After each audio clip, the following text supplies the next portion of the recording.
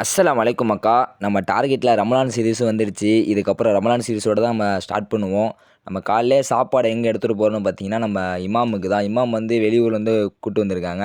அவங்களுக்கு நம்ம தான் ஒரு 3 நாளைக்கு சாப்பாடு தரணும். ஸோ, அதனால் எடுத்துகிட்டு போயாச்சு. போய் பார்த்தா பூட்டியிருக்கு மக்கா. கேட்டால் டிஜிட்டல்னாங்களா. சரி, அவருக்கு சாப்பாடையும் கொடுத்துட்டு அவரை எழுப்பி விட்டுட்டு நம்ம வீட்டுக்கு வந்தாச்சு மக்கா. வந்துட்டு தஹஜ்ஜுத் 2 ரக்காத் தொழுதுட்டு, தொழுவும் போதே ஒருத்தர் டிஸ்டர்ப் பண்ணியிருந்தான்.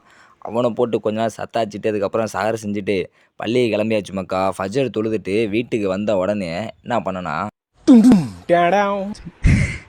அடுத்து லொஹருக்கு தான் எந்திரிச்சேன். லொஹர் தொழுதுட்டு நம்ம பசங்களை பார்க்க வந்தாச்சு மக்கா. அதுக்கப்புறம் 30 நாளில் மாடு வாங்க போகிறோம். டே 7 விலாக் பார்ப்போமா. எல்லாம் எடுத்துகிட்டு வந்தேன். நம்ம பசங்களுக்கு சாப்பாடு மறந்துட்டேன். சரி, மறுபடியும் போய் எடுத்துகிட்டு வந்துட்டு ஒரு எனர்ஜியோட கொடுத்தாச்சு மக்கா. என்னான்னு பார்த்தீங்கன்னா, நோம்பு கஞ்சி குடிங்கோ, டெம்பா இருங்கோ அப்படின்னு சொல்லி கொடுத்துட்டு, நம்ம சப்ஸ்கிரைபரெல்லாம் ஆசைப்பட்டது நீங்கள் எல்லாத்தையும் நிறைவேற்றியாச்சு மக்கா. என்னன்னா, நம்ம பசங்களை எல்லாத்தையும் திறந்து விட்டுட்டேன். ஒரு 2 பேர் இவனும் இன்னொருத்தனையும் டேப் அவுத்து விட்டுட்டேன். பாக்கியெல்லாம் டேப்போட விட்டாச்சு. ஆனால் விட்டேன். தம்பி கீழே இறங்கு, தம்பி கீழே இறங்குப்பா ப்ளீஸ். Okay, thank you. கொஞ்சம் அலைய விட்டுட்டாங்க நம்மளை. அதுக்கப்புறம் நம்ம கருப்பு ஒரு இடம் உட்காந்துச்சு. நல்லா அதுக்கிட்ட ஒரு கொத்து வாங்கிட்டு கடைக்கு கிளம்பியாச்சு மக்கா. கடைக்கு கிளம்பி நம்ம சிக்கன்லாம் வெட்டினோடனே நம்ம அசர் டைம் ஆகிடுச்சா.